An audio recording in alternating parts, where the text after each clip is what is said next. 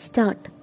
മഹത്തായ ഒരു കൃതി വായിക്കുകയോ അപൂർവമായ ഒരു അനുഭവം ഉണ്ടാവുകയോ ചെയ്യുമ്പോൾ വികസ്വരമാകുന്ന ബുദ്ധിശക്തിയിൽ വികാസത്തിൻ്റെ വിസ്ഫോടനങ്ങൾ ഉളവാക്കുവാൻ ആധുനിക സിനിമയ്ക്ക് കഴിയും. ലൈബ്രറിയിലും ലബോറട്ടറിയിലും ക്ലാസ് മുറിയിലും സാധ്യമാകുന്ന ഉദാത്തവൽക്കരണ സ്വഭാവമുള്ള വിദ്യാഭ്യാസത്തേക്കാൾ ഫലപ്രദമായ അറിവും അനുഭൂതിയും ഉന്നതമായ ചലച്ചിത്രങ്ങൾ പകരും.